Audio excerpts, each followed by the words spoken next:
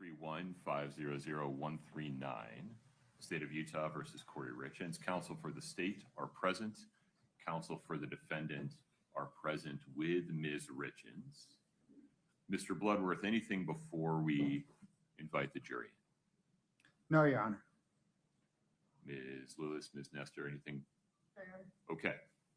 And we're starting with Ms. Bramwell, correct? Yes, sir. Okay. Let's invite the jury in, please.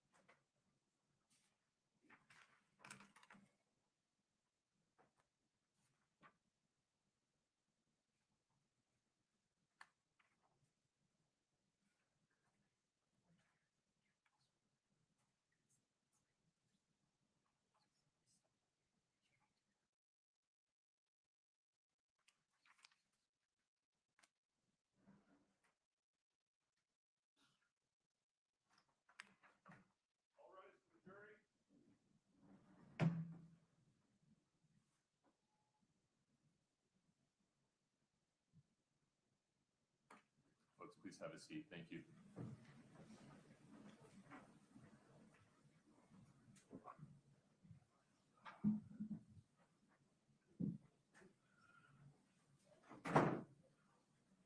All right, have a seat. Thank you.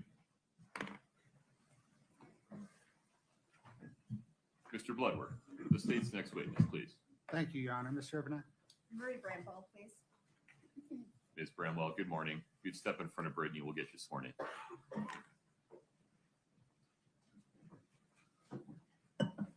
raise your right hand. Do you solemnly swear the testimony you're about to give in the matter before the court to be the truth, the whole truth, and nothing but the truth, subject to the pains and penalties of perjury? Thank you.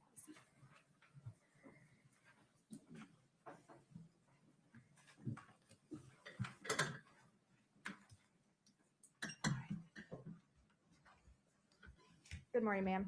Good morning. If you could state your name and spell your last name, please. Marie Bramwell, Bramwell. What do you do for work? I'm an attorney. What kind of law do you practice? Domestic relations. Does that include divorce work? Yes. And is your practice located in Heber? Yes, it is. I want to turn your attention to May of 2021. Were you doing that same law practice at that time? Yes, I was. And what is the name of your law firm? Gordon Law Group. What is your firm practice related to when you're starting an attorney-client relationship, when you would collect a retainer payment? Normally, there is an initial consultation, and after that meeting, then we would collect a retainer.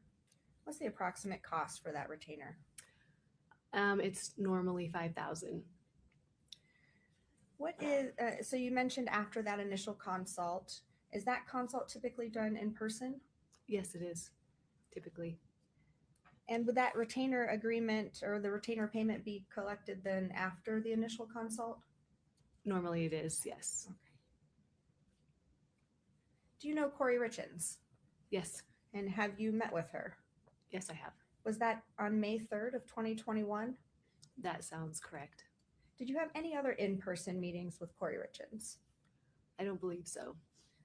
Did you, after that initial meeting, did you subsequently exchange emails with Kouri Richins? Yes, we did. Did you ever meet with her in person again? I don't believe so. Okay.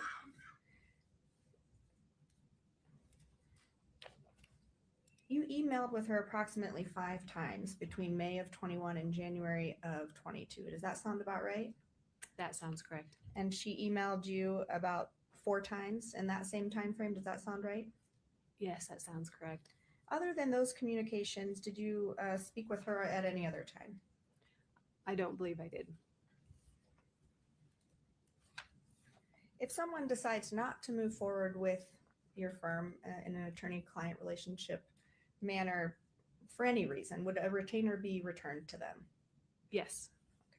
Scott, if we could show the witness exhibit 4-20, please.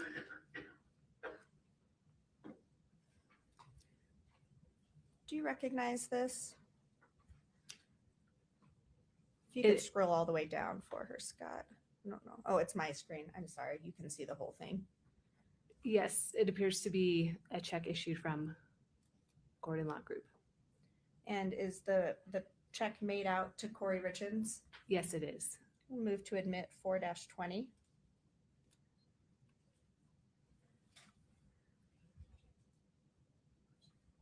Oh, no objection, I'm sorry. 4-20 is admitted.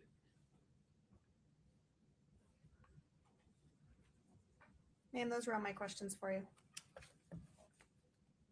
Ms. Lewis. Katie, could you pull up State's Exhibit 4-18 for the witness?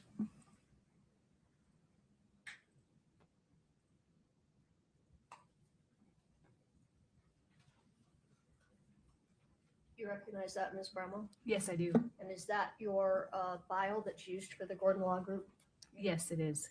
And could we publish that, or could I move to admit it and then publish it? No objection. 4-18 is admitted. Can you pull it up, Katie, so I can? Yes, maybe I should step up here. My eyes, not what they used to be. Okay, so according to your bio, you practice law also in the areas of water law, boundary issues, easement, and property issues, correct? Yes, I have.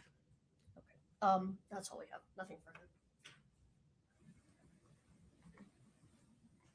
Just one question. Were you doing those types of cases in 2021? I don't believe so. Okay, so it was just the domestic relations then at that time. Primarily. Thank you. Ms. Lewis, anything further? No, Your Honor. Counsel, may we release this witness? Yes. Yes, Your Honor. Ms. Bramwell, thanks for your time. You're free to go.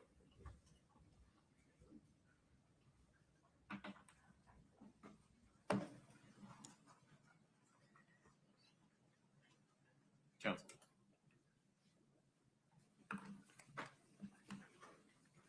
Your Honor, we have a phone call that we would like to play. It states Exhibit 2-95D. We've laid the foundation for these calls through other witnesses. We object. I think these phone calls need to come in through a witness, and I know this phone call is between two particular people, and they haven't admitted it through any witness. I think there will be witnesses coming up that they may be able to admit it through, but I object to it being played at this time. Would you approach for me?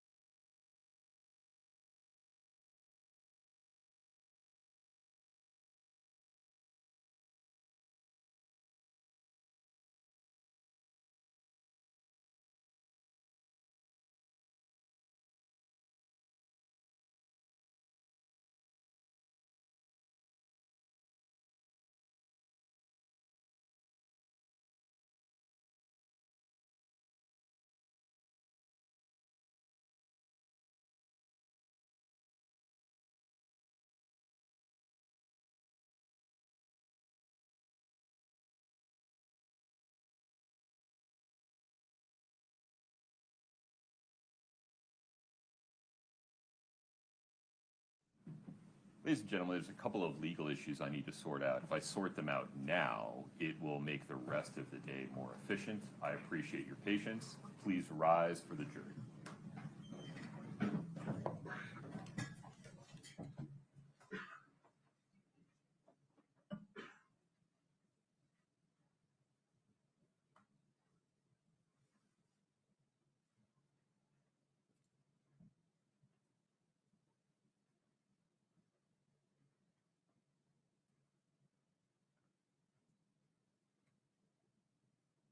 Okay, folks, have a seat. We're still on the record. Ms. Lewis, I apologize for interrupting you. I think this would just be an easier way to have the conversation that we were having. Go ahead and complete your thought for me regarding jail calls. Well, there's hearsay in this call also from the other party, which That will be true with every call. And so we'll need to come up with an instruction for the jury about how they are to treat the other side of each of these calls. all right, well, I guess our objection is that these calls could and should be introduced through an actual witness. Playing them randomly, I think is confusing for the jury. May we stay focused on this particular call for a moment to tease out your position on that? So this is 2-95. I'd like to look at that again, but I also think that Hold on, I wasn't finished with my Oh, I'm question. sorry. My apologies. This You is take like 2-95. Yes, sir. What was the number again? 295D. Okay, so 2-95D, as I understand it, the state is seeking to play now because it relates to Ms. Richins having contacted Ms. Bramwell. Is that fairly stated? Yes, Your Honor. Okay. And so I think I understand the state's position. Playing it at any other time than directly following Ms. Bramwell's testimony would be confusing. That's what I'm gathering from the state's position. Correct, Your Honor. Okay. So take it from there, Ms. Lewis. I'd like to, I haven't looked at this call in a couple of days, so I'd like to look at it. But I also think by introducing these things without a witness on the stand is a violation of our Sixth Amendment right to cross-examine. When we introduce these randomly, we can't cross-examine anyone about these calls. Well, are you talking about foundation or content? I'm sorry, what was that? Are you talking about cross-examining regarding foundation or content? Content. Well, the content, the part that's being admitted for the truth, is your own client's statements. So the confrontation problem doesn't exist there.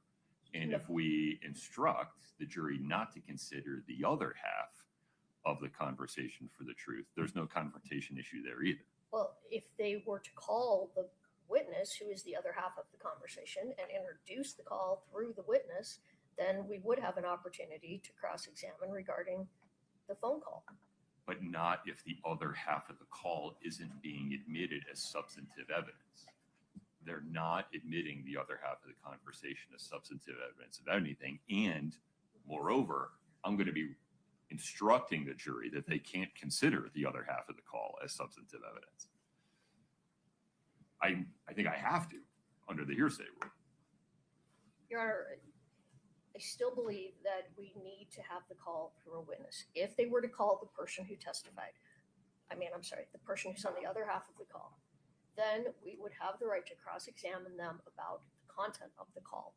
And we don't know what that evidence would be. There may be more to this call or more context to this call that the individual can explain. By just randomly playing calls, we don't have any opportunity to cross-examine anyone or do anything with these calls. And then the jury just takes these calls as without an opportunity for us to put in any explanation about these Yeah, calls. I feel like you're intentionally ignoring the fact that I'll be instructing the jury to not consider the other half of the call. But I understand your position, and you have to acknowledge that you have the power to subpoena the people on the other side of the call if you want to.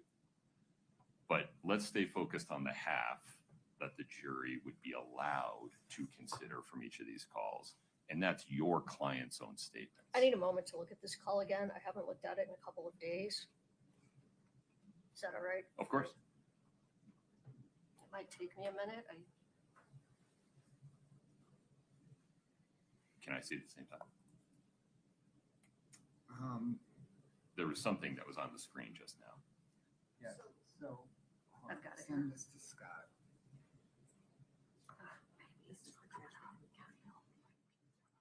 Oh, I got it. Never mind. This is just the transcript. Oh, I see. I'm sorry.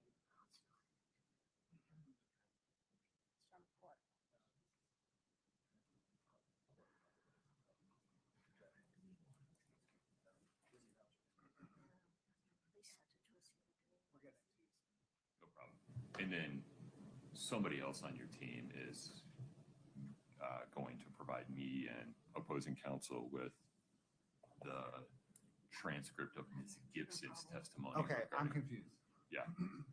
I was getting you that you want to see the exhibit itself first.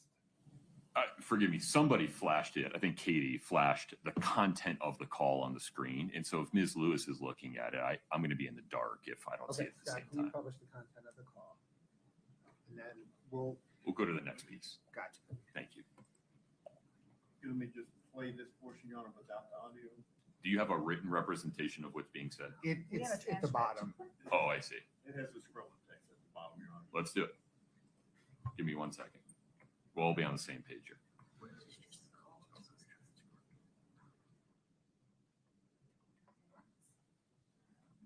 Cool. Hi.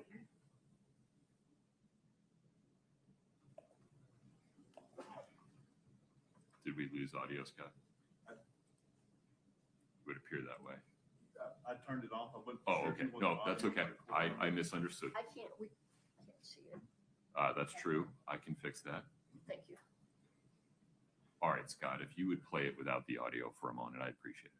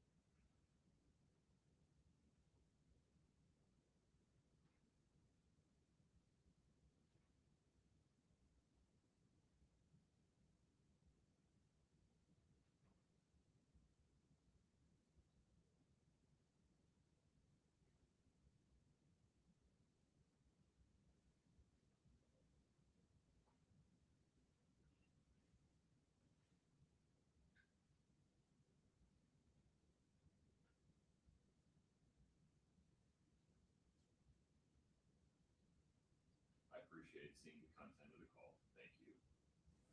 Forgive me, for the record, and so that defense counsel can respond. The probative value of this is, Your Honor, it goes to Ms. Richins' state of mind. It goes to her intent about the marriage and what her thought process was in seeking counsel from a divorce lawyer.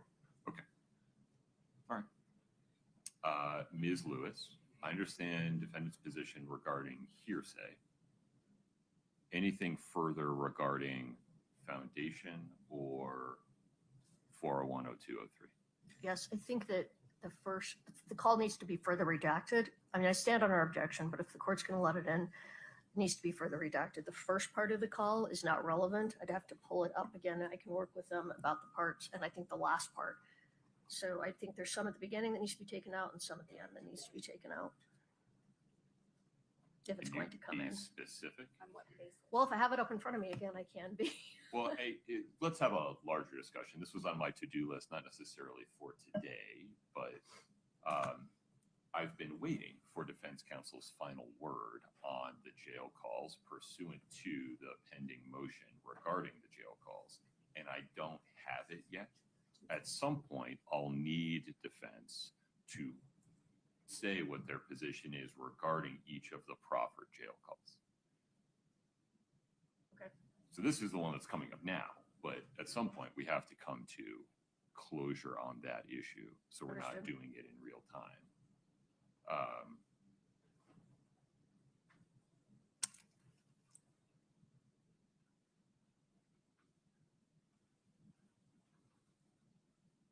How do you want to proceed from this point on this call? If I could just maybe look at it with the state and point out first part and the last part and see if we can agree that that needs to be out That's of the fine. call. Okay. Do you want to do that now, Mr. Bloodworth, and then address the other issues? Do you want to do that now and address the other issues during the lunch break? Well, Your Honor, I think the other issues are going to come up way before lunch. Understood. Okay. So let me, if agreeable, let me propose maybe Ms. Lewis and Ms. Shervinack could address that in parallel. Me and other defense counsel can address. We're fine with that. Okay. Among the defense team, who is taking lead on Mr. Wright and Mr. Case? That would be Ms. Nestor. I have Mr. Wright, Mr. Ramos has Mr. Case. Perfect. Sounds like this will work. Okay. Ms. Lewis, would you work with Ms. Shervinack to see if you can reach agreement regarding some further redactions to that particular call 2-95D? Yes. Okay. And just for the record, that we're not withdrawing our objection, but if it's coming in, that's what we're going to talk about. Is this withdrawal. You're not withdrawing any of your objections. No, Right. we're not. I understood. All right. Okay. So, Mr. Bloodworth, the state will be calling Kouri Wright and Josh Case today, correct? Correct. Pursuant to the court's ruling and order denying state's motion to reconsider and admit excited utterance, there are portions of their proffered testimony that have been excluded by the court. There are other portions, though, that I imagine the state's view is should come in Correct. under other exceptions to the hearsay rule.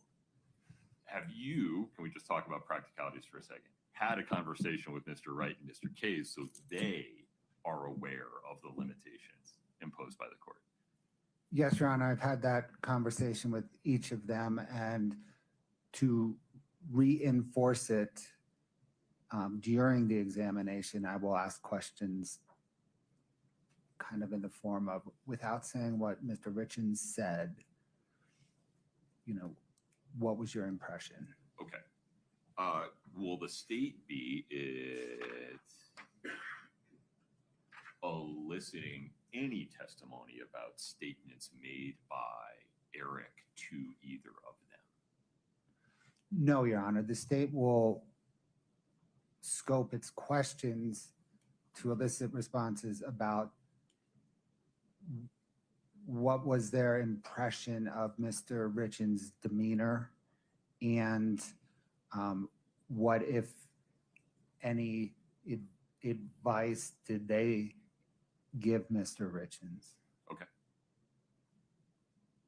Ms. Nestor, that creates a pretty good safety margin between where the proffer started, and it sounds like where it's coming in terms of making sure that the witnesses don't unintentionally say anything that's excluded by the court. Anything further on that issue? No, sir.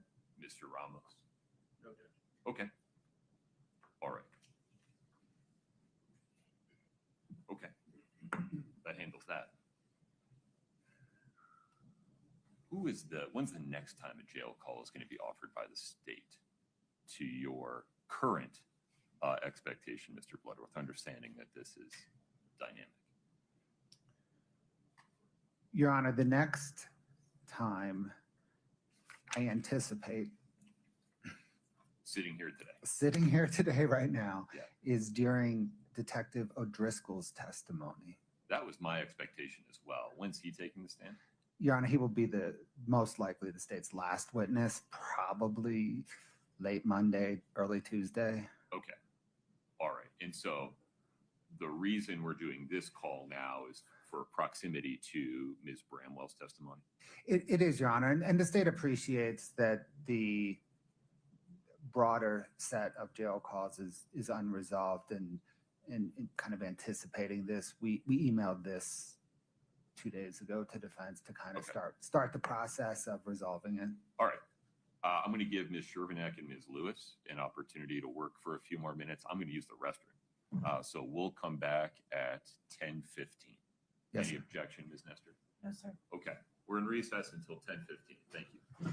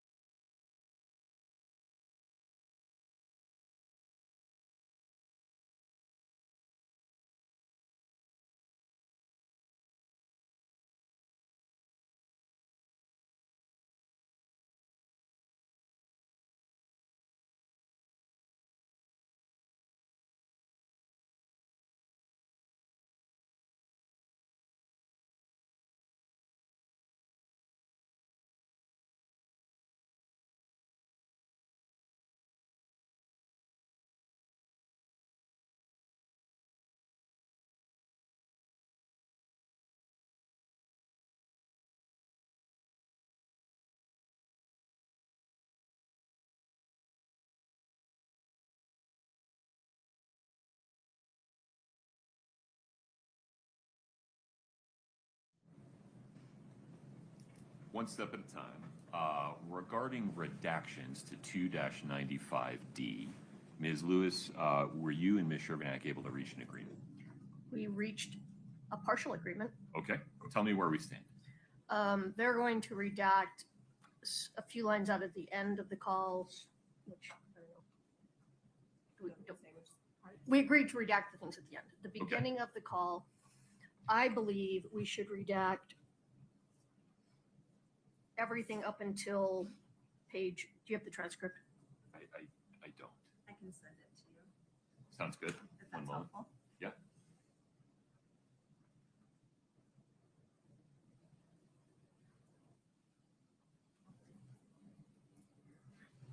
And Judge, so you know, there have already been some redactions made previous to this discussion for other things that were irrelevant, so those are included already. So you will see some redacted portions of that transcript. Okay. Whatever you're sending to me, will you copy Ms. Lewis? We're I have doing it. the same thing at the same time. Oh, I already sent it to you, and she has it that I Okay. sent earlier. It's the same. Got it. One moment, please.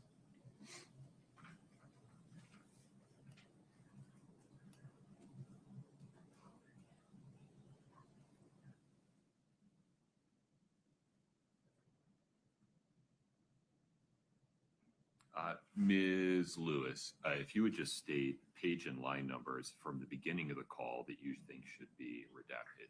I believe it starts at page 2. I believe we should redact starting line 15 on page 2 through line 4 on page 3. Is that it? That's it.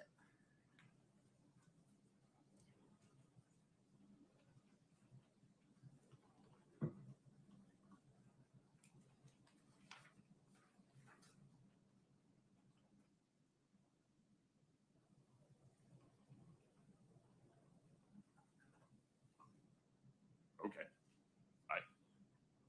I'm not sure that short period adds anything, provides any context, has any probative value. What am I missing? Ms. I Shervanack? disagree, Judge. For starters, it does directly from Ms. Richins say what her state of mind is going into this call, her annoyance, and in her tone of voice when you hear it, when you hear the audio, there's frustration there. And it does add quite a bit of context, particularly in the beginning of the call. And then in particular, she says on page 2, starting at line 21, I'm just like so fucking annoyed. Like, what the hell does anything have to do with anything? And that gives context to the rest of the call, because what she's referring to is what does Eric consulting a divorce attorney have to do with me consulting a divorce attorney? Well, she goes on to explain, but that sets up the context for the rest of the call, in addition to her frustration, annoyance that's heard in her voice as well as in her words at the beginning of the call, giving context to the rest of the conversation. Ms. Lewis, go ahead. Your Honor, I disagree that that's necessary. I don't think the beginning of the call gives any context to what they're talking about. And if the state just wants the jury to know she's annoyed, she says it numerous times throughout the call. Beginning of page 4, she says, like, what the hell? I know. I just like am so annoyed by that. She says it numerous times. And yes, you can tell by her tone of voice that she's annoyed. I don't see that the beginning gives any context whatsoever. Yeah, I guess that's my question, Ms. Lewis. Why aren't we just starting at page 4, line 1? Well, actually, I think that would make perfect sense. And when Ms. Shervanack and I were going through this, I actually had asked for more to be redacted, and I compromised a bit. But now that you've reminded me, yes, I actually think it would make sense to start at page 4, line 1. Where out of the gate, Ms. Shervanack, she describes being annoyed, and we go from there. I disagree, Your Honor. She's talking about the Heber thing on page 3 at line 5. She says beat around the bush. Obviously, what I'm thinking about, she's talking about the Heber thing. The Heber goes thing is both ways. different than Ms. Bramwell and Ms. Miller. No, Tell me how. the Heber thing directly refers to her meeting with Ms. Bramwell in Heber. Oh, I don't think that's clear from the text of the call. If if I was confused about it, I think there's a pretty good chance the jury would be confused about it. I disagree. I know, you've been very clear about that. Anything else? Just that this is important context for the whole call, and starting it partway through does not give the context that's necessary to understand what starts on page 4 at line 1. Anything else? It's relevant, Your Honor. I understand. Anything else? No. Okay. We're going to start the call at page 4, line 1. Anything else, Ms. Lewis? No, Your Honor. Court rules that starting the call at page 4, line 1, and then including the redactions that counsel have agreed to in the body of the call and at the end, provides probative information regarding Ms. Richins' state of mind and backward-looking reflections regarding her consultation with Ms. Bramwell. That probative information, probative value of that information is not substantially outweighed by the danger of unfair prejudice or any other Rule 403 considerations. With respect to defendant's hearsay objection, Ms. Richins' side of these recorded calls is categorically not hearsay, and the court will instruct the jury that they cannot consider the male voice side of the call for the truth of the matter asserted. Rather, they can only consider the statements made by the male on the call for the effect that they had upon Ms. Richins in the conversation. Any further objection, Ms. Lewis? No, Your Honor. In terms of instructing or just providing the jury for context, I'm inclined to tell the jury that Ms. Gibson testified that she preserved some recordings of phone calls involving Ms. Richins. You are about to hear one such phone call. Any objection, Mr. Bloodworth? No objection, Your Honor. Are we good then to, as we discussed at the bench, have Ms. Shervinack just give the date of the phone call? No, Your Honor. It's not in the content, and Ms. Gibson didn't provide that particular piece of foundation, so that would be additive. Your Honor, if we were to play that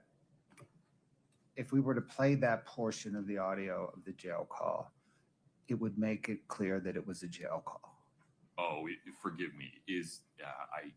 I haven't heard or seen the introductory portion of the home wave call. Does it Right, Your Honor. state the date? Yes, every home wave call begins with a time or date, and then this is a recorded line. Anything you say will be preserved, could be monitored, and admonishments like this. Is that accurate, Ms. Lewis?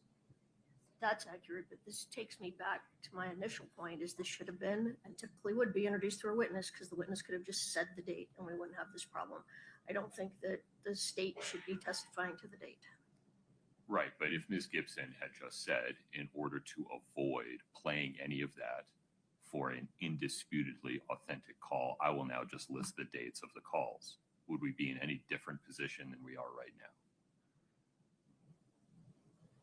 Well, I would stand by my objection that a witness needs to testify to the date of the call, not the court or the state. Yeah, given here the effort that we're taking to not put evidence that Ms. Richins was in custody in front of the jury, I think it's in fair and necessary balancing to not play the preamble of the call, which would limit your ability to cross-examine Ms. Gibson as to how she knows when the date of the calls, because it's based on that same content. And so I think it's appropriate and does not violate defendant's rights in any way to just state what is undisputed. December 18, 2023, correct, Mr. Bloodworth? Oh, that's correct, Your Honor. I also think the date falls, because of the way the calls are labeled, the date falls under Jeremy Thomas's certification as to the authenticity. I understand. I think you and I see it the same way. It's just a matter of the defense's good faith objection to me providing the information, but given the alternatives, this is the best way. Yes, sir. Okay, One more Please. pragmatic yes. question. Because the court's decision just redacted out the initial part of the demonstrative, it seems to make sense to the state to, at this point in time, as a matter of efficiency, to just kind of fast forward and hit play beginning at page 4, line whatever the court Line just one. decided. Yeah. Rather than take 15 minutes to redact the exhibit now, and then at the end of the day, we can redact it and clean it all up consistent with the court's ruling. Ms. Lewis, you okay with that? You're not waiving any objections? I understood. Yes. Okay. Okay, so Scott's way ahead of us. All right. Scott, why don't we take a look at it together? Show me the new version of 2-95D.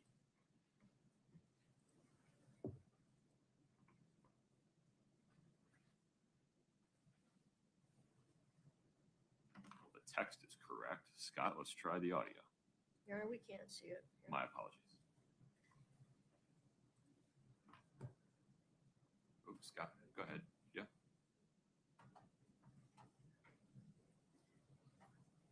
Obviously. Who Like, fucking what cares? the hell? I know. I'm just like so annoyed by that. Like I'm like, what the hell are you talking about? Like who gives a shit? Yeah. Obviously, if Yeah, one it's party's not like- gonna do it, the other party's probably Okay. gonna do it to see what the fuck. Do you want to fast forward to the end just to confirm, so Ms. Lewis can confirm that the stuff at the end has been redacted out? I'm sorry, Your Honor, I did not catch anything for reductions at the end. Okay, I can. Yeah, if you would work with Scott real quick to make sure that the stuff at the end gets redacted out.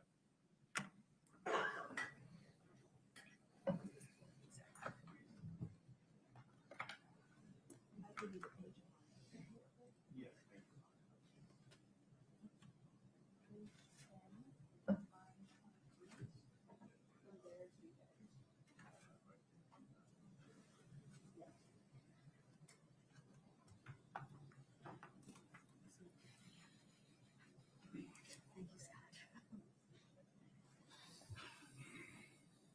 Hey, you know, you're supposed to say it's redact. It's the way it's being offered includes redactions.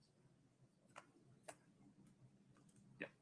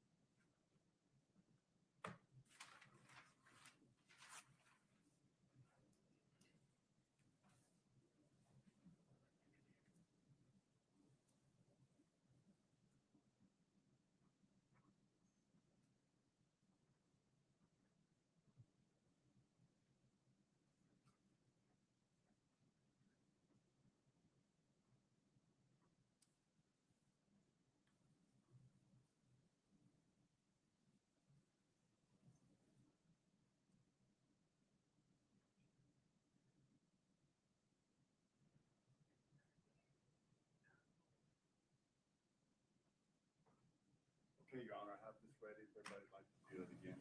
Let's do it. Table 2. Okay, if you fast forward to the end, Ms. Lewis, let's make sure that the redactions you spoke with Ms. Shervinack about have been made.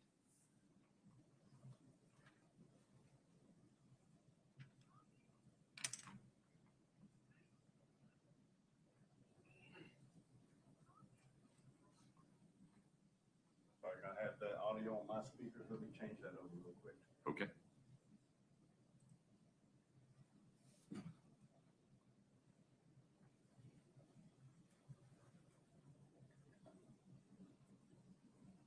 Obviously. What'd she say no to? So yeah, I don't know. They found, like I said, they found out about it, but guess what? You know, so did he. Exactly. So it's everybody's natural reaction to wanting to defend themselves. That's correct. Okay. Give me one moment.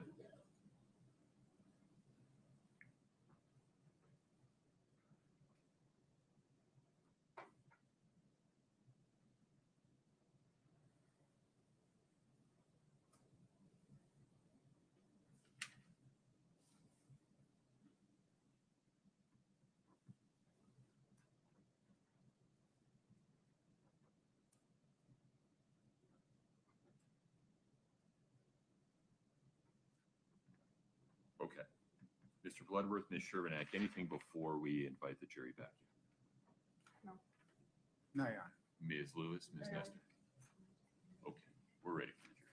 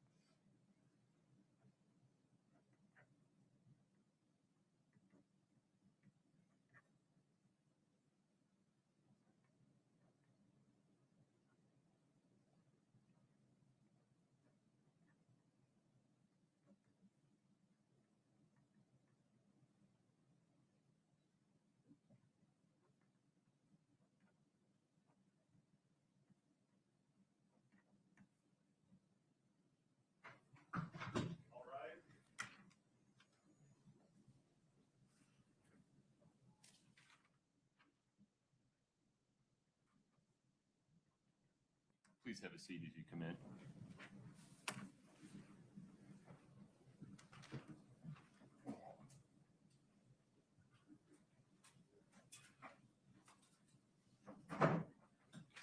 All right, folks, have a seat. Thank you for your patience.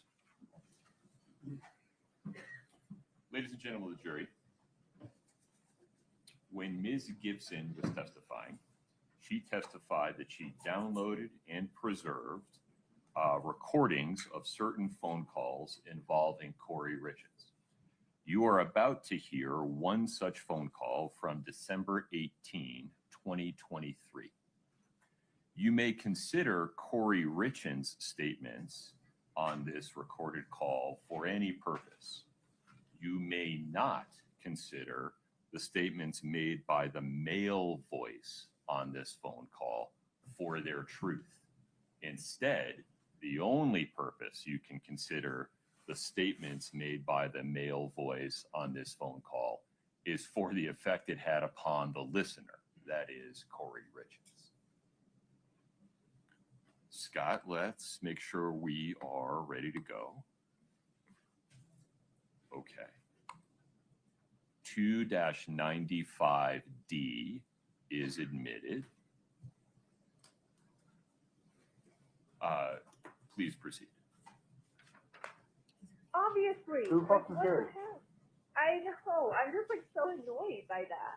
Like I'm like, what the hell are you talking about? Like who gives a shit? Yeah. Obviously, if And one it's party's not like- gonna do it, the other party's probably gonna do it to see what the fuck. Right? And it's like, Common sense. you know, regarding your side of stuff, nothing came out of that. What came out of the other side? Exactly. Oh, illegal transfer everything. Yes, Like exactly. a lot came out of that. Yes, I just went in for a consultation. That was it. Yep. So why is that so bad? Am I misunderstanding something?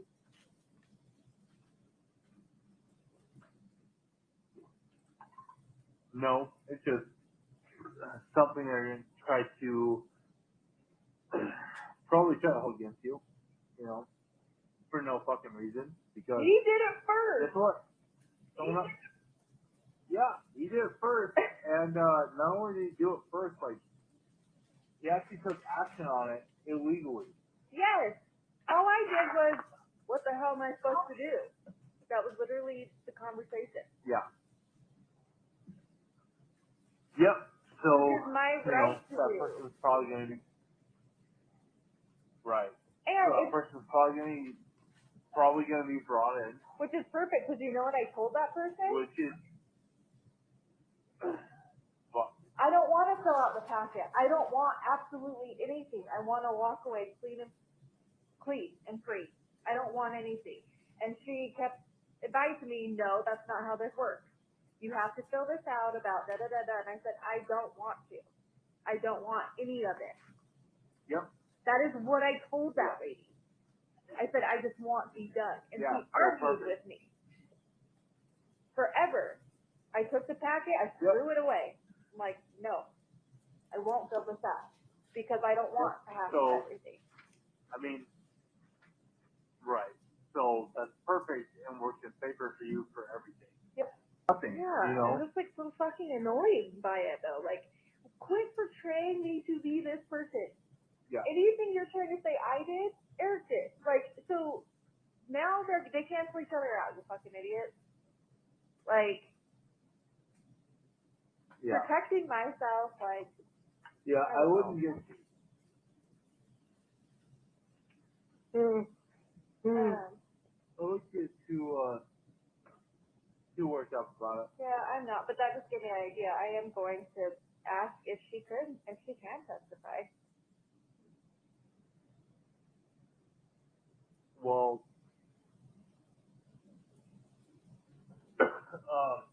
that's not really gonna matter because she could just get subpoenaed. And to be honest, if their attorneys don't do it, yeah, you're not. Yeah.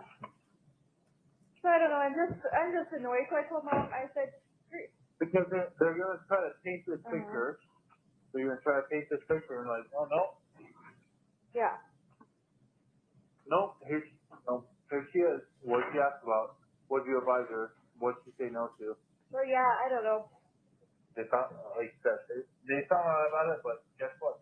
You know, so did he. So Exactly. it's everybody's natural reaction to wanting to defend themselves.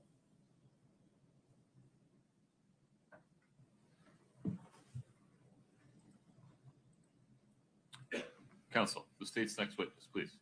Becky Lloyd.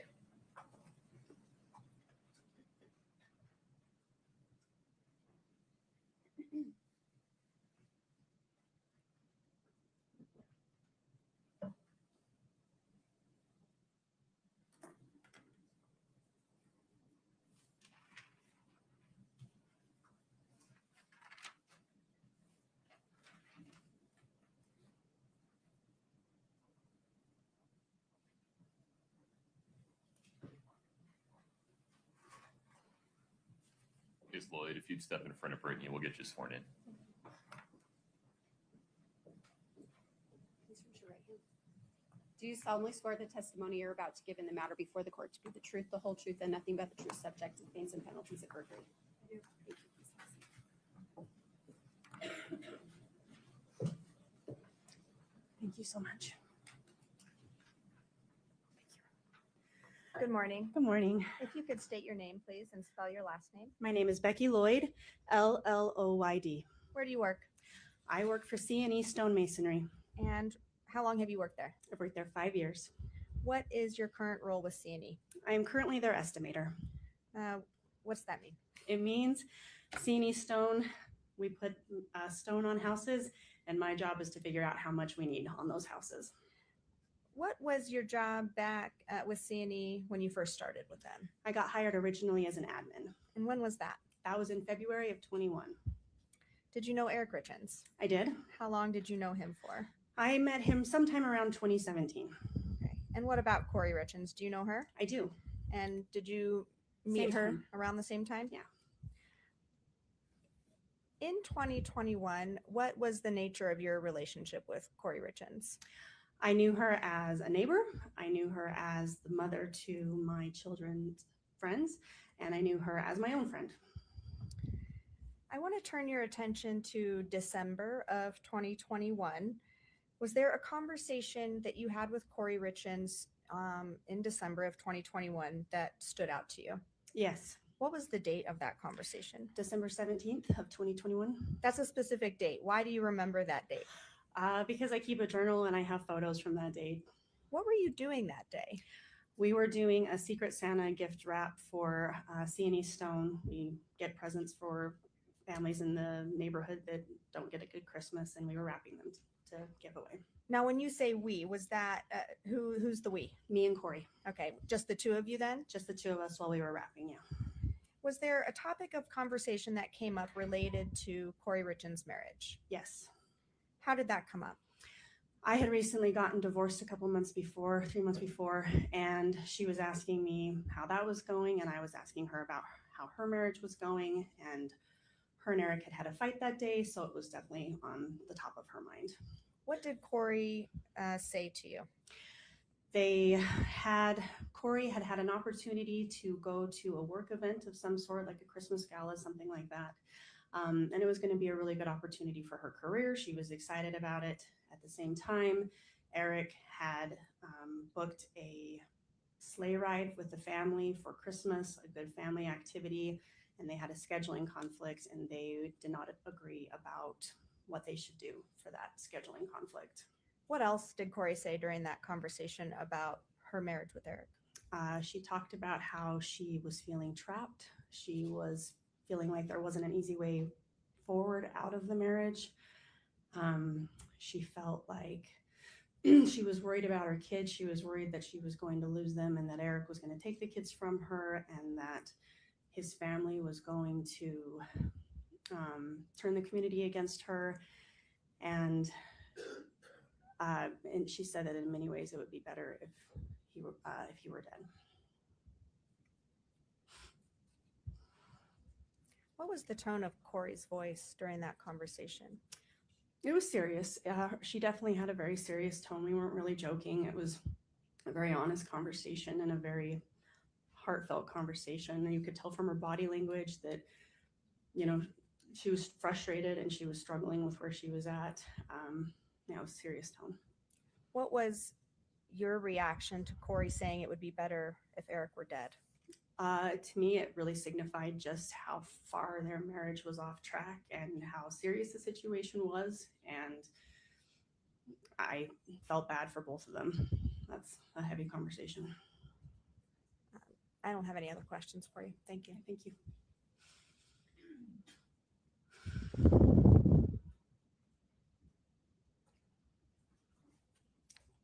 Good morning, Ms. Lloyd. Good morning. My name is Kathy Nestor. I'm one of the attorneys representing Kouri Richins. First of all, I want to talk to you about how you got the job with C&E. Absolutely. Isn't it fair to say that Kouri helped you get that job because you'd just gotten a divorce and she was doing something nice for you? I would say Kouri helped me get that job. Yes, she let me know that it was available and definitely made sure that I knew that it was an option for me. And she was the reference for you to her husband, Eric? I would say so, yes. Okay. And when you were working at C&E, during the time that Eric was alive, Kouri was actually on the payroll, right? She got like a paycheck every couple weeks. That's true. Right. And isn't it also true that right after Eric died, she called and said, don't send me anymore? I believe so, but I am a little fuzzy on that memory. Okay. But at some point she came off the payroll. Correct. Really quick after Eric died. I would say so. All right. I want to talk to you about the conversation on December 17th. And this was, as I understand you, Kouri and Eric every year did a Secret Santa project where they gave less privileged people anonymous Christmas gifts, right? Absolutely. And so you were there wrapping those gifts Yes. and you were having girl talk. Yes.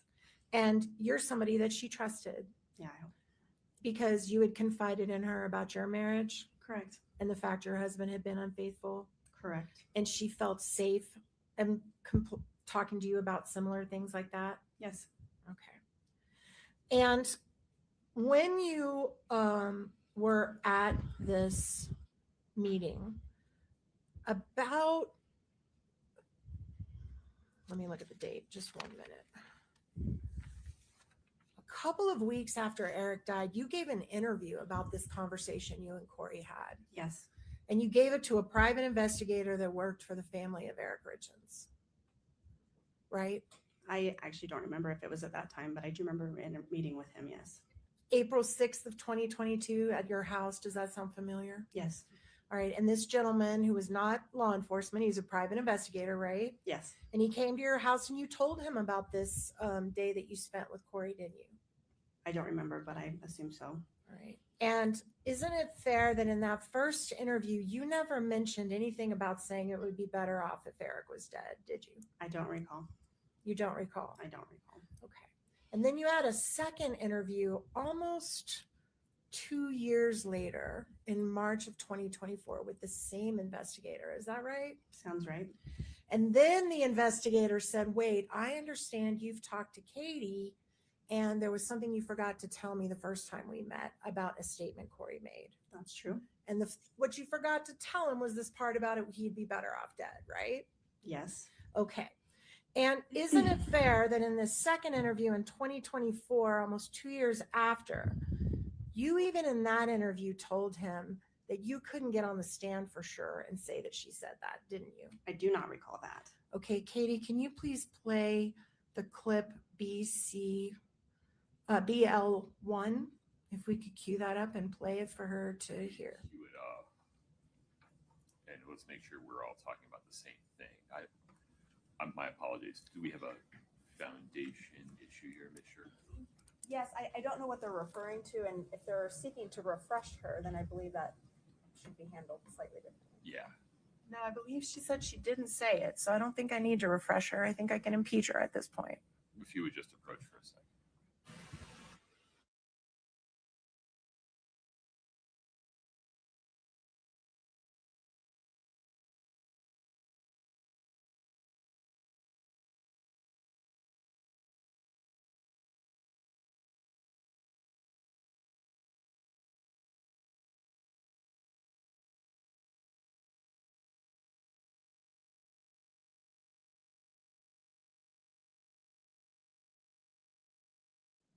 Get some water. I do have If you need more, it's in the carafe. Thank you. No problem. Oh, you do? Okay.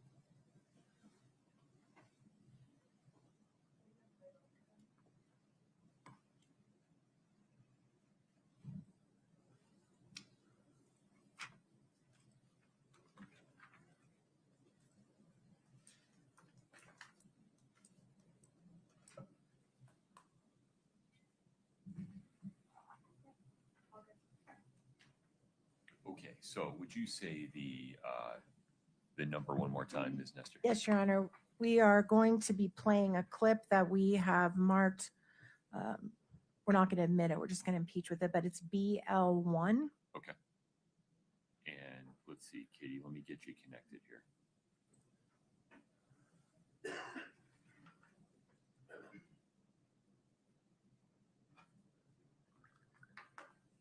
And this part, I swear she said it, but I also feel like if you put me on the stand, I would not be confident enough to actually truly know if she said it. But I swear she said, in many ways, it would be better if he just died.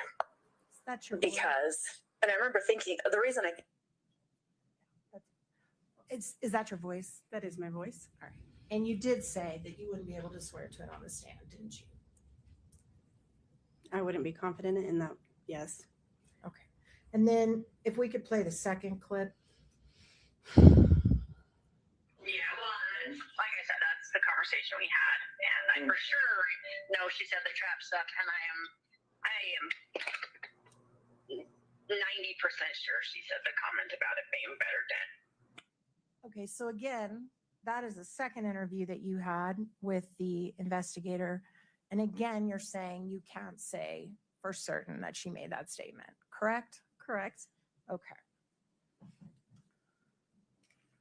You also never told that statement to the police when you were interviewed by the police, did you? Until later, much later, like 2024. Don't know if I got interviewed by the police in 2024. Okay. All right. While you were employed at C&E, which you've testified to, after Eric died, were you instructed to go to the house and pick up some of his private items? Yes. And who asked you to go pick up his things? Your Honor. Scope. Help me understand. If you would approach Mr.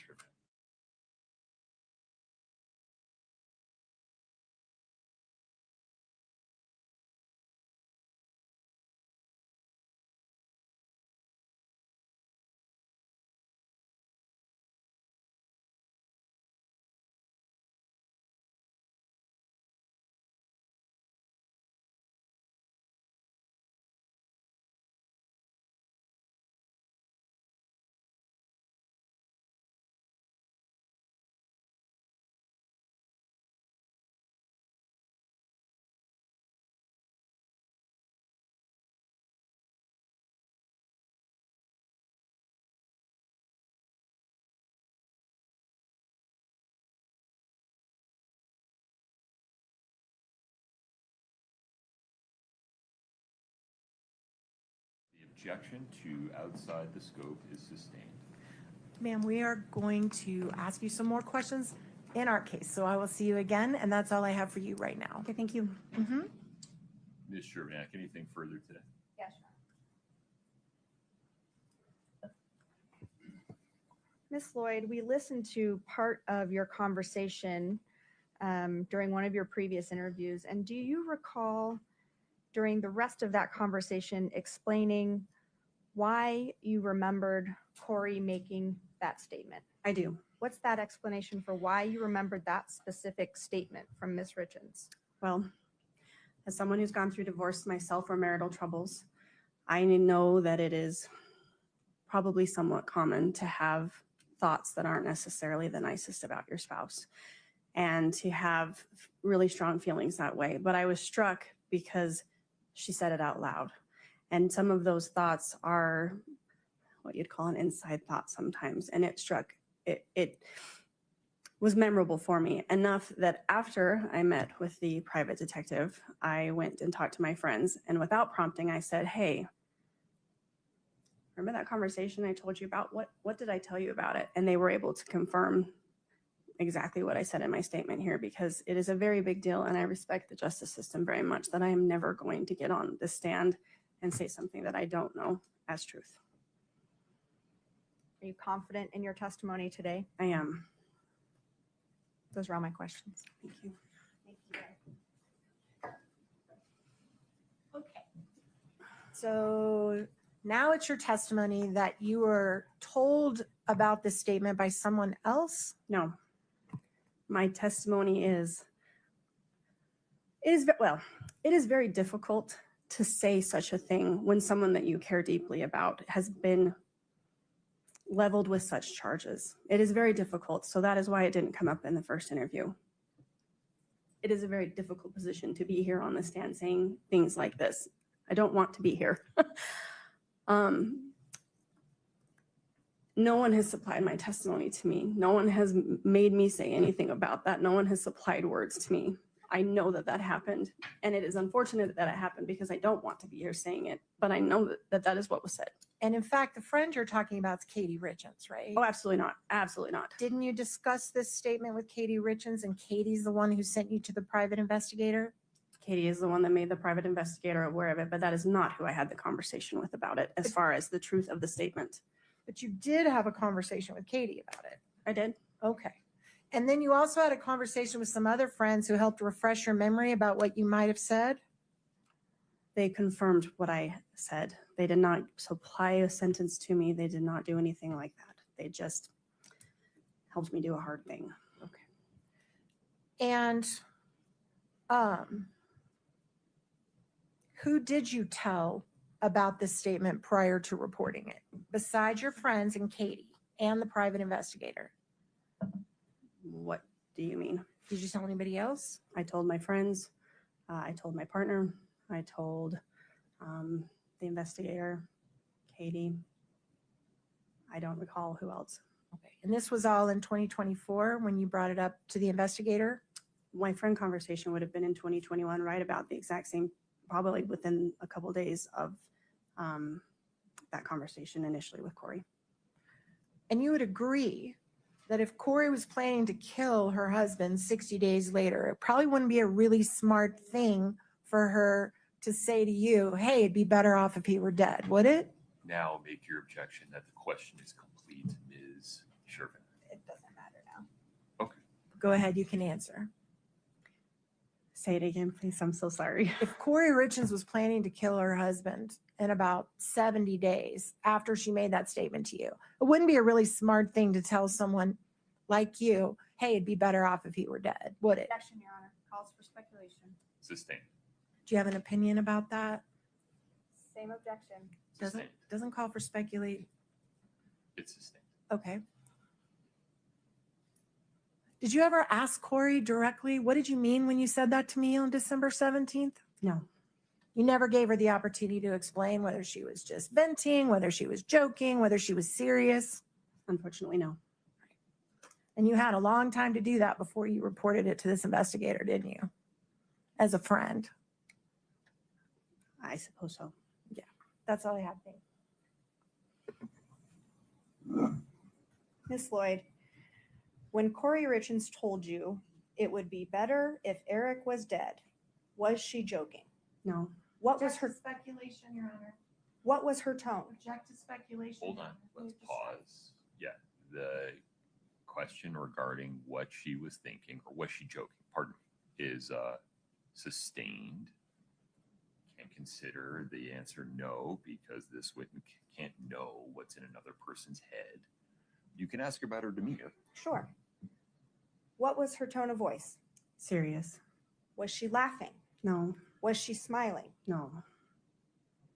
Did you have any reason to believe that she was joking? No.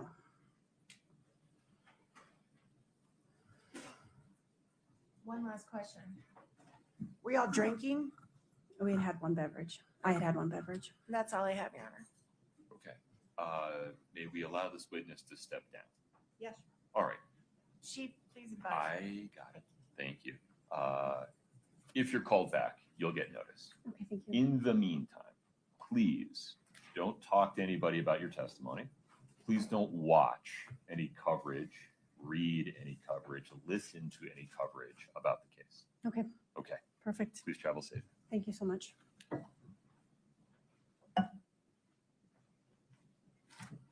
Counsel.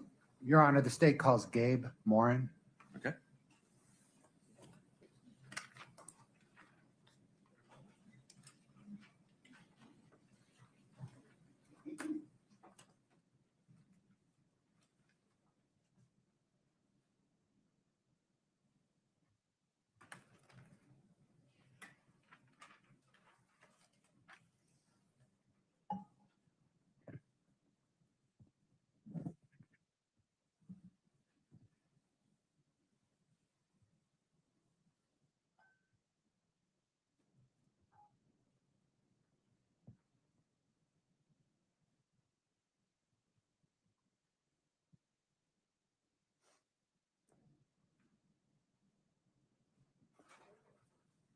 Sir, if you'd step in front of Brittany, we'll get you sworn in, please.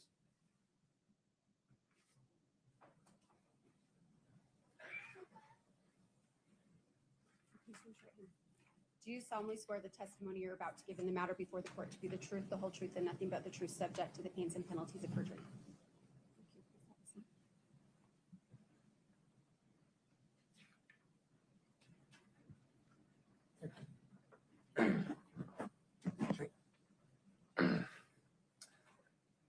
Good morning, sir. Hello, What, sir, is your name? Gabriel Morin, Morin. And what do you do for a living? I own a restaurant over in Camas. And sir, is that the Mirror Lake Diner? Yes, sir. How long have you owned it? Almost 13 years. Do you operate it as well? Yeah. Scott, can I get 8.6 or 8-6, please?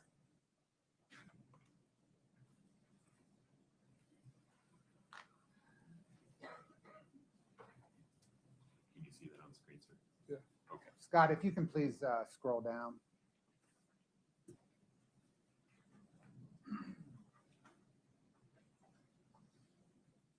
We'll go back to the top. Sir, do you recognize these records? I do. Are these records made at the time of the transaction? Yes. And is it your business's regular practice to make these records? Yeah. I mean, there's some, at the time of an order, the table is created, whether it's a to-go order or someone physically in the restaurant. And then when the card is actually swiped, then the table's closed. Okay, so we're going to get into that. I just need to lay a little bit of foundation to admit them, then we're going to publish them. But do you keep these records as Your a Honor. regular? We don't object, but it's fine to come in. States 8-6 is admitted. Thank you. Let's publish them, please, Scott, Your Honor. Scott, if you can, let me see here. Okay, so generally, what are we looking at? So at 9:07, Megan is our employee. I believe this was a to-go order that was called in. Okay. And then, it was paid for in person at the time of pickup. $10 was written on gratuity, then $41.39 was the total charge. So does this reflect a receipt from a called-in order at your diner on April the 14th, 2022? Yeah. And the card entry method there, is that for swipe? Yeah. And then the card was present, that's what that's telling us? Yep. Signature at the bottom, normal receipt that we've all seen all the time, always? Yeah. Scott, can you go to the next page, please?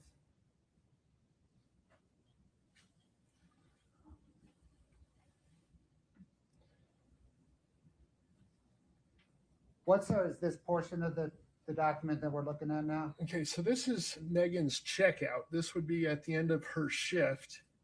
And this is like a breakdown of credit cards, whether MasterCard, Discover, cash sales, and that kind of stuff. And then Scott, if you can go down to the third document. You embiggen that top part, thank you. And then, sir, what is this? Okay, so this is an audit of that particular order.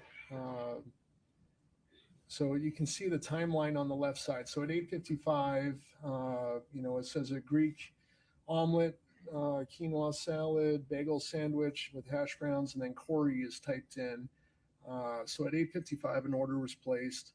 At 9:07, the food was ready. 9:07, payment was applied.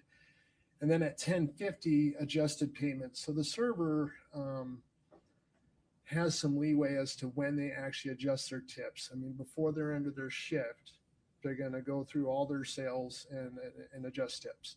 Some servers wait till the end of the day. At 11 o'clock on Valentine's, we weren't very busy, so she did it during the day.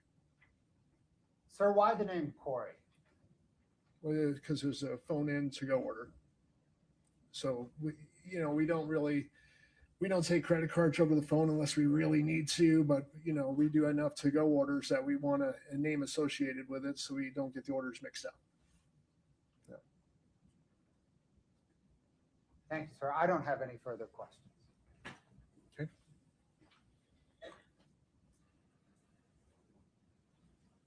Good morning, sir. Hello. You and I've met before, but just to remind you, I'm Kathy Nestor. I represent Kouri Richins. Okay. So I want to go back to what the exhibit 8.6 that the state just went over with you. And if we could go to the last page.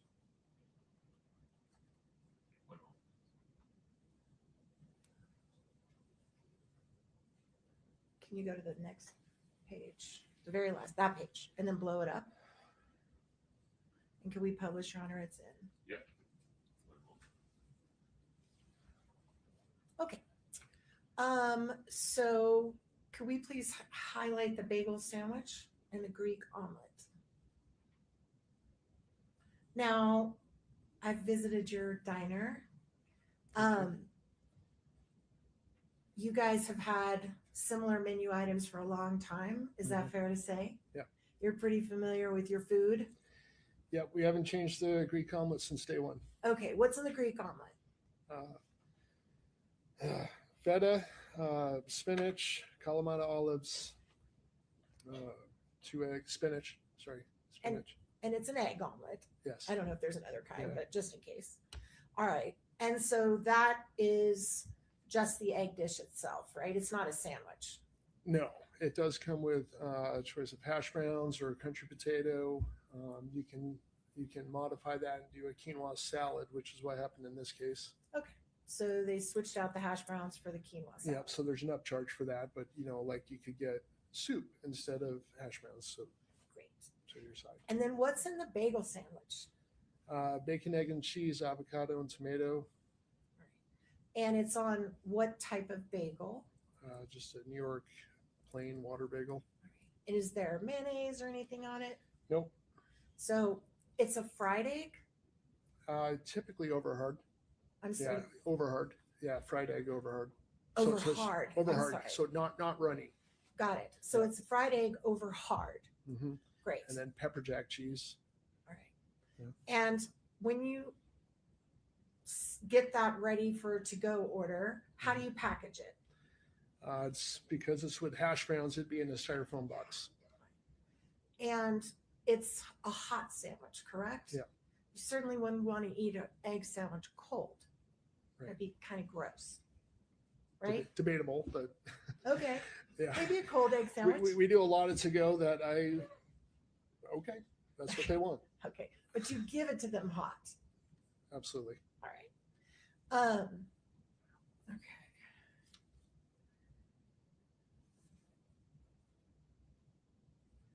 And I'm sorry, just to refresh my memory again, the ingredients on the bagel sandwich are 2 slices of bacon, 2 eggs over hard, 1 slice of pepper jack cheese, about 1/4 of sliced avocado, and typically 2 slices of tomato. okay. And then the bagel itself, All right. toasted.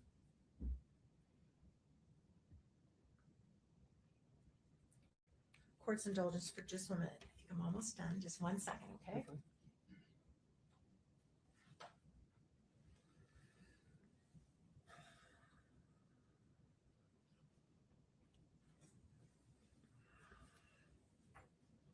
And just to be clear, the time that was on the stamp says 8:55 a.m. Can we bring that up one more time? I just want to make sure I understand what that time means. Is that the time of the order or the time it was picked up? When it was ordered. So it was called in at 8:55. All right. And then it was physically picked up and paid for at 9:07. Perfect. At 9:07 in the morning. Yeah, It's breakfast. well, it says a.m., so that's Okay, I'm going with it. Perfect. Thank you. That's all I have, sir. I appreciate it. Okay.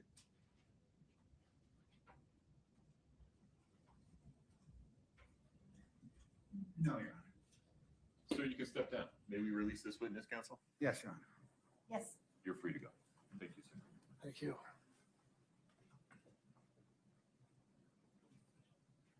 Mr. Bloodworth, who's next?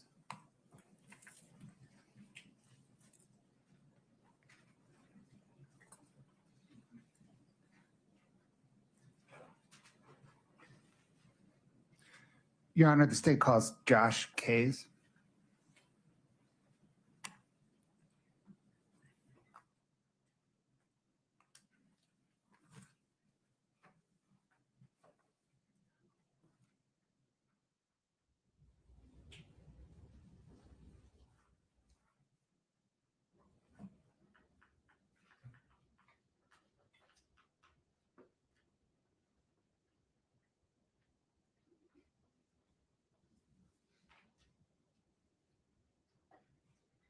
Your Honor, I apologize. I understand he's at the other building right now. Oh, Maybe no we can problem. take 5 minutes. Yeah, let's let you stretch your legs. No harm in that. Please rise for the jury.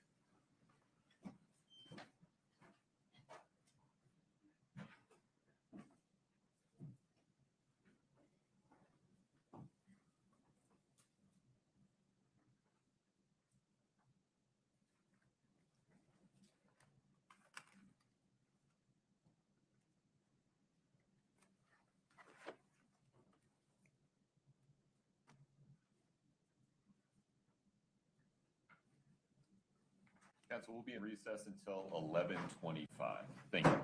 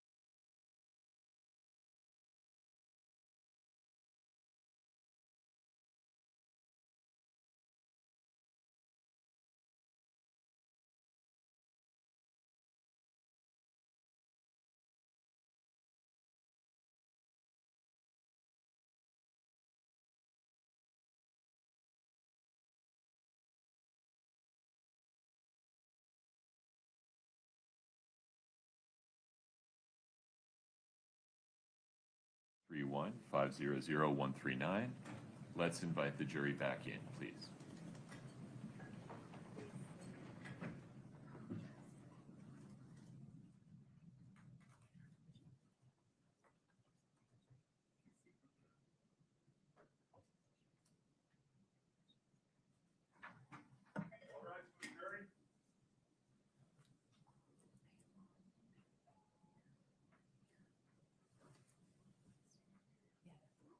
Please have a seat, folks. Thank you.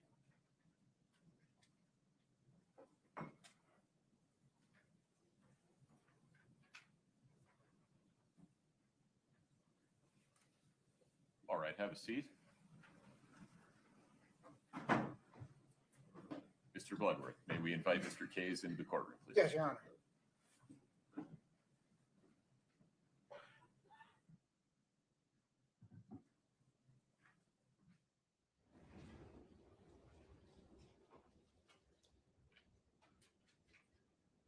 Mr. Kays, good morning. If you would step in front of Brittany, we'll get you sworn in, please.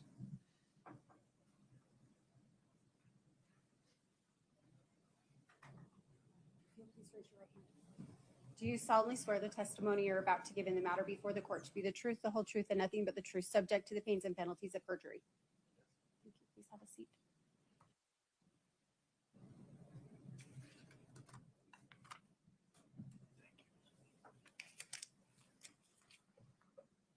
Good morning, sir. Morning. What, sir, is your name? Joshua Kays. Is your last name spelled K-A-Z-E? Yes, Sir, did you know Eric Richins? I did. How? I met Eric probably in 2014 through some mutual friends. Hung out with him a couple times, and then started working in Park City in 2016 for a builder, and Eric Richins was a subcontractor that I worked with quite a bit from 2016 on. Aside from a business professional relationship, did you have a personal relationship with Eric? Yeah, so after I started working in Park City, him and I became friends pretty quickly. I played on some of his recreational sports teams. We both liked camping and hunting, so we kind of hit it off on that front. And I think starting 2017, we started hunting together quite a bit each fall. And would you take trips together to hunt? Yeah, I think we went to Idaho on some trips 2 or 3 times. Went to Colorado on a trip once, and then a number of times here in Utah. Are those hunting trips, pack hunting trips, where you pack in, hunt, pack out? Mixture of both. We'd, hike in a lot. I think we went on some that were pretty grueling. Idaho in the Frank Church Wilderness was a pretty grueling experience. Our last one that we went on together in Colorado ended up being pretty physically demanding, but it was a mixture of sleeping out. Sometimes we'd sleep in trailers, all the above.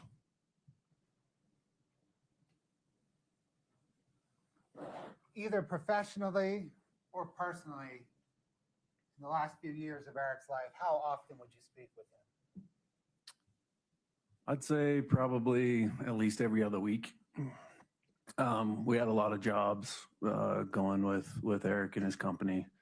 And so we would speak a lot about that. And then obviously in the fall, we would get to speak quite a bit.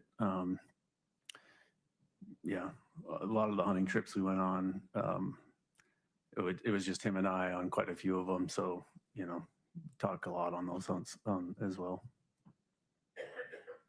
You get to know your hunting buddy pretty well when you're out packing with him? Yeah, especially if it's just you two. There's nobody else to talk to. So, yeah, I think you get to know him pretty well, and in those situations especially. What was Eric like personally? He was very kind of outgoing, confident, a fun person to be around. He's just kind of magnetic personality. Obviously not shy, I'd say competitive, especially in sports that we played. He was extremely dependable. One of the best subcontractors I've ever had.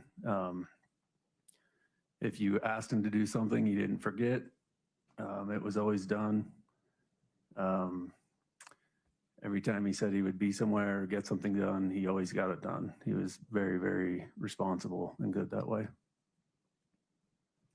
Have you ever observed Eric sick or injured? No, Have you ever seen him use over-the-counter drugs?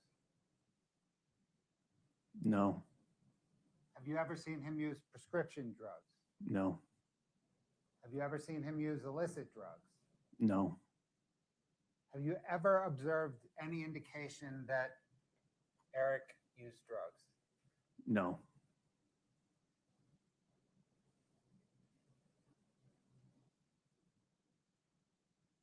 Do you recall receiving a phone call from Eric Richins at about 2:11 p.m. on Valentine's Day 2022? I do. Without saying what Eric said to you, why is it you remember that phone call?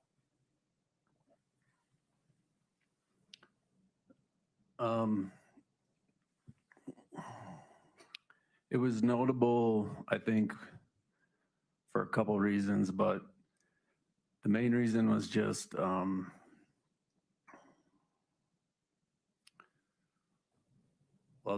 topics of the things we talked about, but also the emotion, I guess. It was unlike any other conversation I'd had with Eric.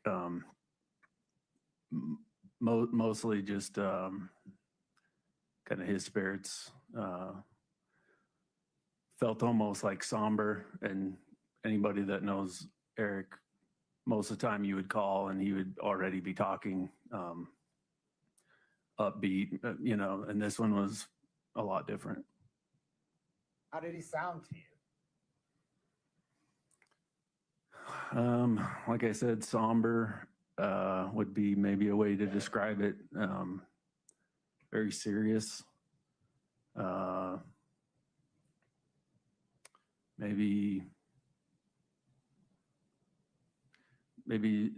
sincere, which can be is a little like, especially for friends that joke around a lot and kind of rib each other quite a bit, which we did. It was just very outside the norm. Had you ever heard Eric sound like that before? No.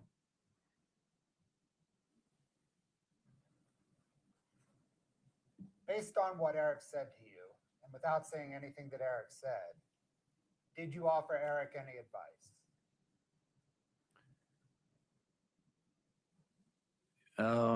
I don't know that I would say advice other than maybe like questions, like suggestions and questions was my response. What questions did you ask Eric? Chad, can we approach?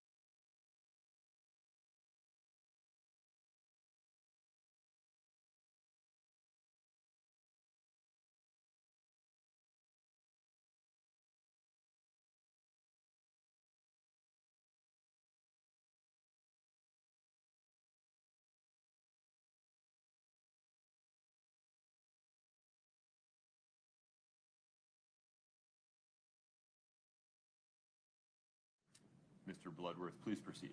Thank you, Your Honor. Mr. Case, let me ask you 3 yes or no questions, okay?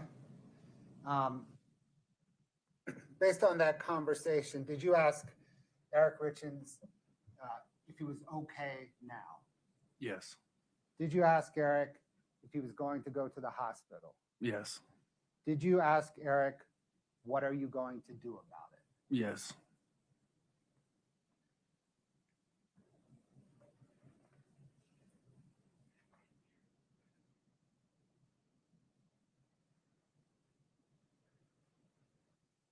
Sir, after that call with Eric Richins, did you speak to anybody else about that call? Yes. Who did you speak with? I talked to my wife that night about it. And then a day or two later told a mutual friend, actually two different mutual friends of mine and Eric's. Did there come a time after Eric's death when you spoke about this call with Kouri Wright? Yes.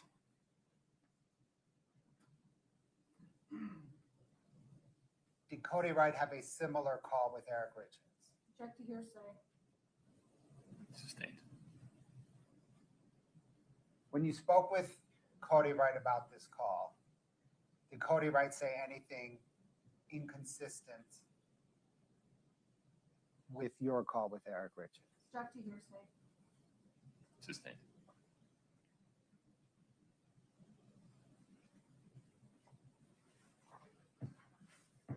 So that's all I have. Thank you. No questions, Your Honor.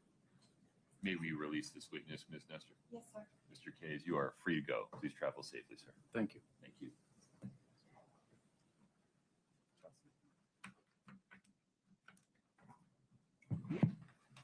Your Honor, may we approach on schedule then? Of course.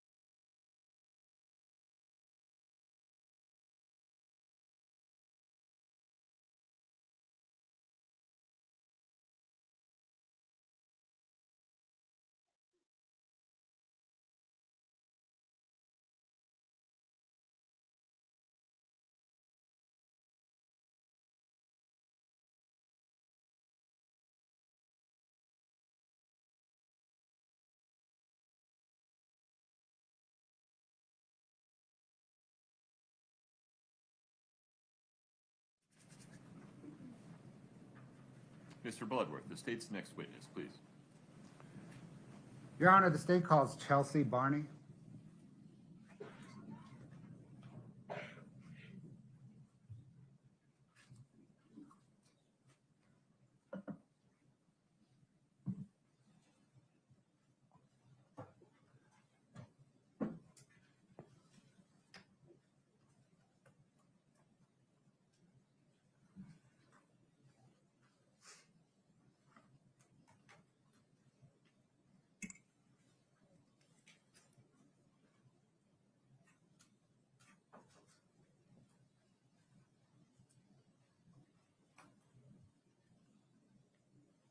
Ms. Barney, good morning.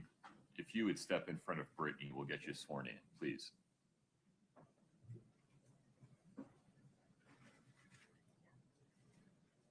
If you'll please raise your right hand. Do you solemnly swear the testimony you're about to give in the matter before the court to be the truth, the whole truth, and nothing but the truth, subject to the pains and penalties of perjury? Thank you. Please have a seat. Next, please. Thank you.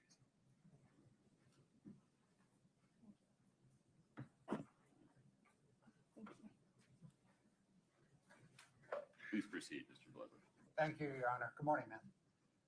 What, ma'am, is your name? Chelsea Barney. Is your last name spelled Barney? Yes, Do you know Kouri Richins? I do. How do you know her? We've been friends for about 20 years. When did you first meet? Ninth grade, junior high, high school. And have you stayed friends that whole time? Yes. How often do you speak or did you speak with Kouri Richins? All the time. Well, sometimes every day, sometimes every other. I mean, all the time. How often would you see her? Couple times a week. When we got busy with kids, sometimes once a month. It just kind of depends on schedule at that time. Would you travel together? Yeah, I traveled sometimes with her. Yeah. Did you consider her your best friend? Yeah.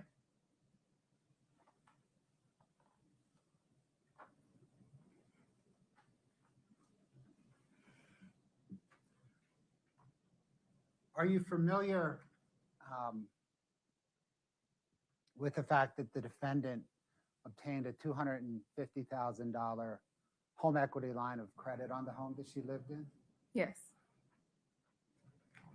When did you learn of that? We were on a vacation to Sun Valley, and she had told me about it. Who were you on that vacation with? Some of our other friends.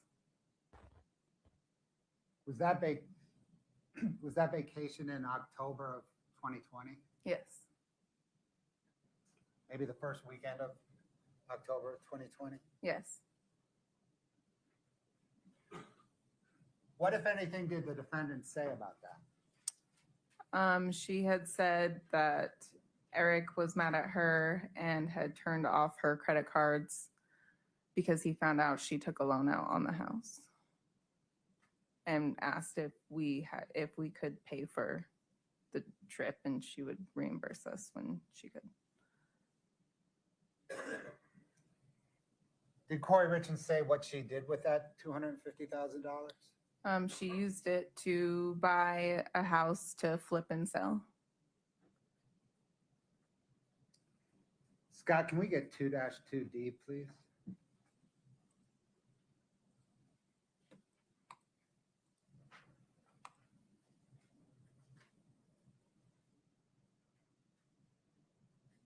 Ma'am, Scott's going to scroll through it, and I'm going to ask you if you recognize it, okay? Okay.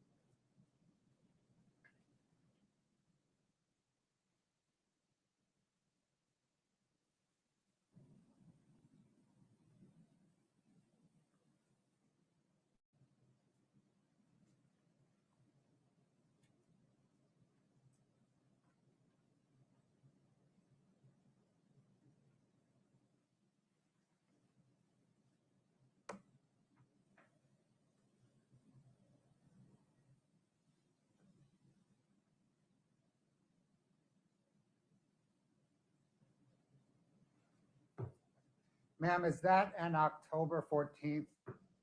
Is that an accurate depiction of an October 14th, 2020 text exchange between you and Kouri Richins? Yes. Are you the blue bubbles and, no, it's the opposite, right? Is Kouri Richins the blue bubbles and you the green bubbles? Yes.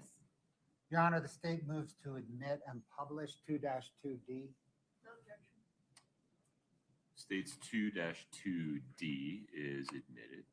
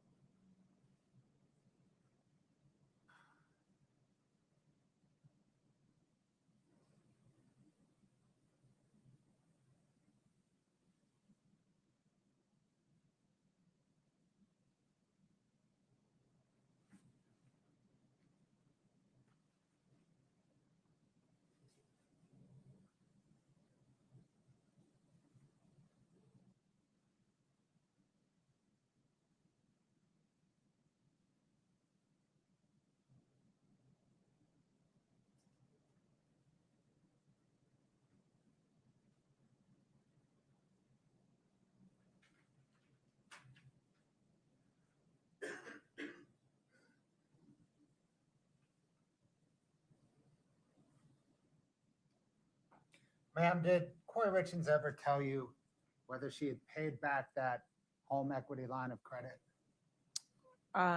Yes. What did she say? I don't really recall, just that the house she flipped made money. I mean, I didn't really ask much about how much she made or didn't make, and she said she paid him back.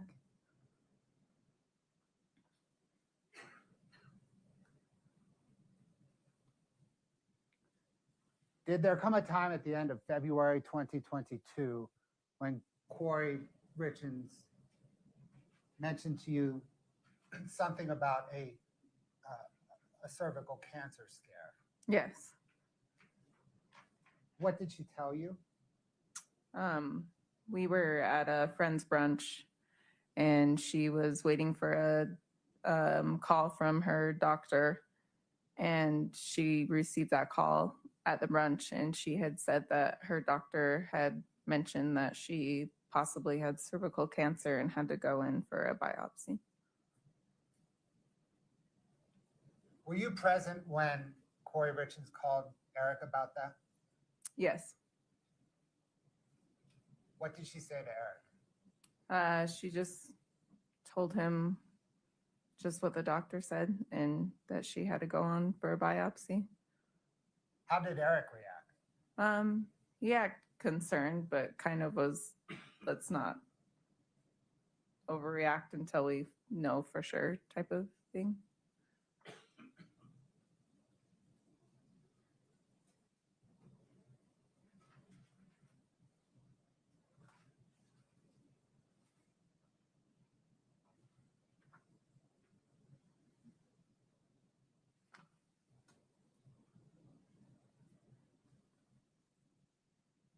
Other than THC gummies, did you know Kouri Richins to use illicit drugs? No.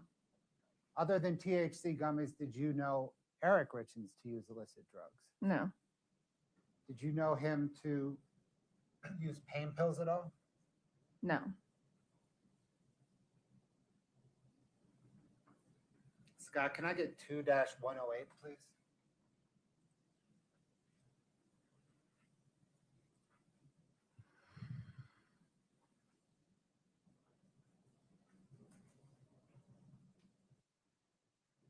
Ma'am, if you could read down that kind of timestamp, party, and description columns.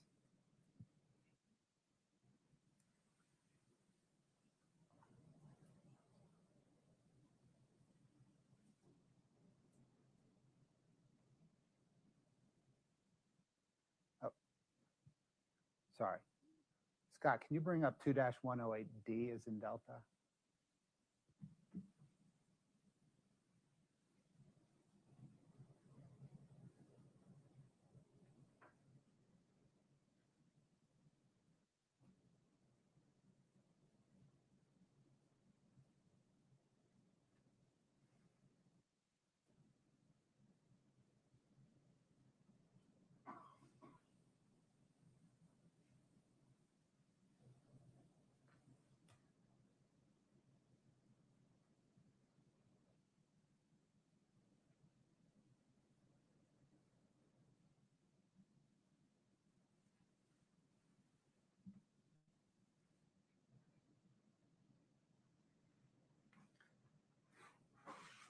Ma'am, I'm sorry, we're still going. No, that's Okay. Ma'am, do you recognize that as an accurate depiction of a March the 7th, 2022 text exchange between you and Kouri Richins? Yes. And is she in blue and you in green? Oh yeah, it's May 7th though. May 7th? Sorry, May 7th. Yeah, I'm in green, she's in blue. Your Honor, the state moves to admit 2-108 Delta. 2-108D is admitted.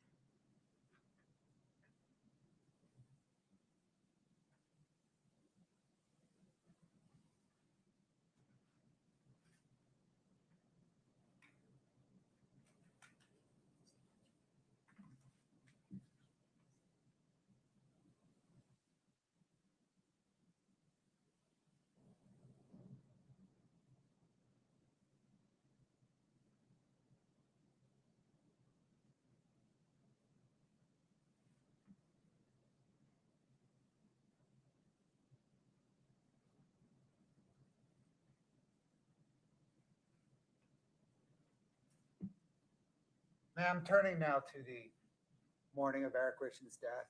Mhm. How were you informed of his death? Lisa, Corey's mom called me. And what did you do upon receiving that phone call? I went up to her house.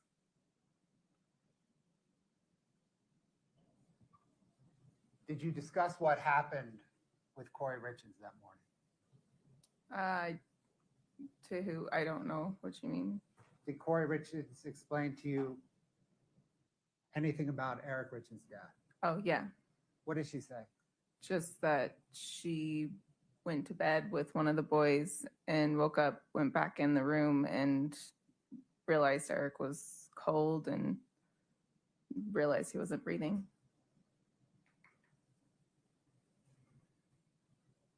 Did she say anything to you regarding whether they had a drink that evening? Yes. What did she say? That they were celebrating the closing of a job she had and they had a drink together. Were you present in November of 2022 when Kouri Richins had a phone call with her attorneys about the night of Eric Richins' death? I don't recall. Were you present for a phone call that Kouri had in November 22 where she said that Eric was on the phone with people in Mexico about hunting when she went into Ashton's bedroom? Yes, I was. Is that what she said? Yes.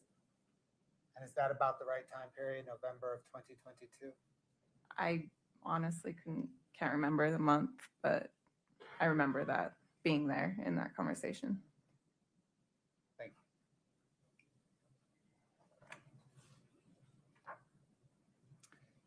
Scott, can you bring up 2-45 Delta, please?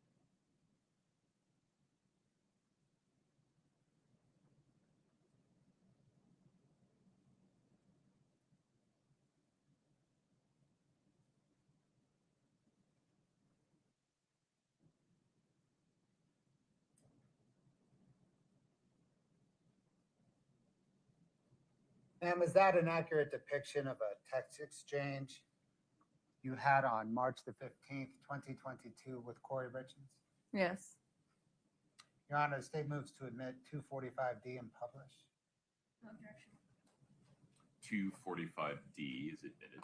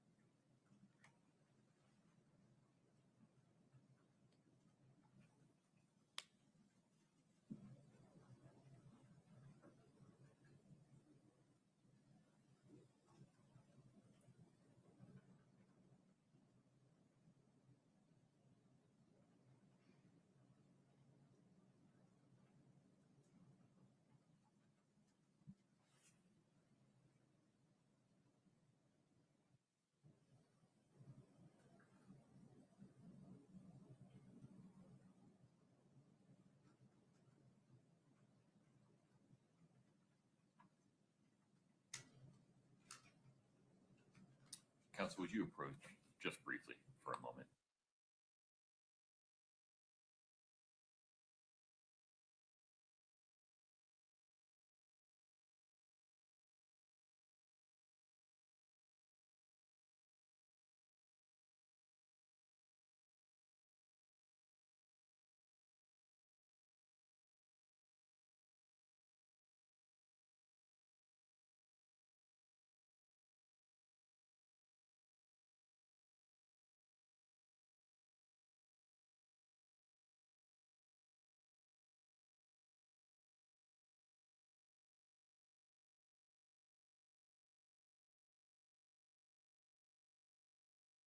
We need to break for lunch. We're going to do that now. During the lunch break, please do not talk about anything related to the case. Please do not watch, listen, or read any coverage of the case. Please don't do any research about the case. Please rise for the jury.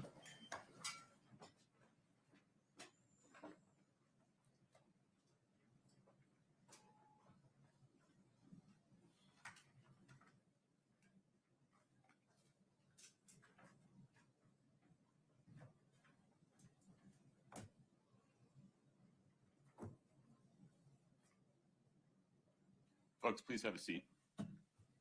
Ms. Barney. Yes. We're going to come back on the record at 1 p.m. Between now and then, you're free to go. Okay. As long as you come back, Okay. ready to go at 1. Okay. No matter where you go, whether you stay, whether you go, please don't talk to anybody about your testimony. Okay. Okay? Okay. Very good. We'll be in recess until 1 p.m. Thank you.